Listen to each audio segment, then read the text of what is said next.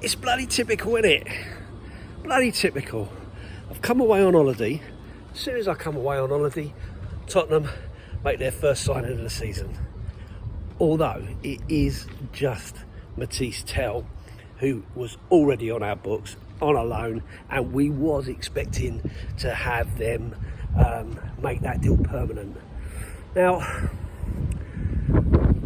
I've seen a fair bit of negativity about this, which I'm surprised about, if I'm honest, because when we first were linked with Mathys Tel, and you had all these options of going to Man United and all the rest of it, the amount of people that were so up for Mathys Tel and really wanted him to come, and they were all excited about it, and how great it was that Ange managed to turn him over and get him to come to Spurs as opposed to going to Man United and all the rest of it. And yet now, all of a sudden, out of the blue, there's a load of negativity about it. And I just don't get it. Okay, he's only played 20 games for us. He's only scored 3 goals. But what you've got to remember is, this is a guy that wasn't playing regular football when he was at Bayern Munich. And that's why he wanted to move. He's come into a team that was ravaged by injury, being asked to play in different positions, coming in as sub and all the rest of it, not necessarily playing with the strongest 11 whenever the strongest 11 were playing. So you're not really going to see the best of him. And he does fit in with the idea of what we're looking for, what kind of players we're going for, what kind of thing we're looking to do. And that is to build for the future, right? To do something, for longevity. Now, I'm not saying that Mathys Tel is the answer, but along with some of these other guys that are coming, I think it's a good signing. Someone with really good potential, someone who's got ability. And we saw when he scored his goal against Villa, what a great take that was. So impressed.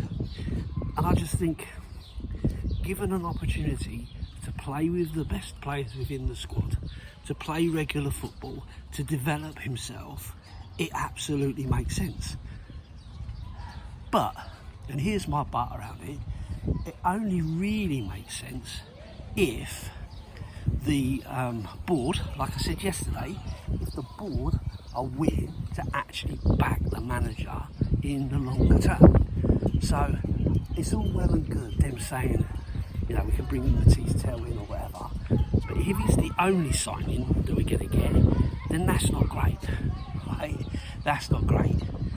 But if he is part of it, bearing in mind we're basically just finishing off the plans from last season, a bit like Kevin Danso, right? Kevin Danso's come in. We knew that we were gonna buy him, after the loan deal ends and all the rest of it. This is kind of in that same scenario. So I'm not against it. I'm not unhappy about it. It kind of makes sense to me. I just hope that there is proper longevity in the planning that is giving us something that helps Mathys Tel, Kevin Danso, Lucas Burkvale, Archie Gray, gives all of those players, Wilson Odobert, Brennan Johnson, gives all those players the opportunity to learn and to develop and to give us opportunity later on. Not talking about next season or the season after, but maybe the season after that where they really go. But in the meantime, we're building a squad that allows us to integrate those youngsters, to give us that energy, to give them that learning, to give them that, that kudos for them to try and win something. Because now they've tasted that, surely they want more and more and more of it. I know I do. I'm not happy settling for 5th every season, or even 4th every season. I couldn't give a monkey's toss about 4th. If we're going to be in the Champions League, wants to be in the Champions League to win the Champions League. Do you see what I mean? So I don't want to be cannon fodder for all the big teams. I want us to be, you know, the big team. I want us to be the team that people are fearing and people don't want to play because we are good and we are, you know, putting up a really, really good fight. So, you know, like I say, disappointing that this has come out just as I've gone on holiday, but I did see it today on the Twitter feed. So I thought I'd just give my point of view of it. Welcome, Mathys Tel. Hopefully you can get a good run of it and develop your career. It looks to me like he's a player who wants to play with us. He wants to be at the club. He looks committed, and you know, he was really defending Postecoglou and stuff like that right at the very start. He was out there. He felt like the right sort of Tottenham player, the right sort of fit for us. So I don't like the negativity. I don't like people going, he's no good, this, that and the other. If he was no good, then he wouldn't be playing at the level he's been playing at. He wouldn't be developing like he's developing, and teams wouldn't be after him like they were.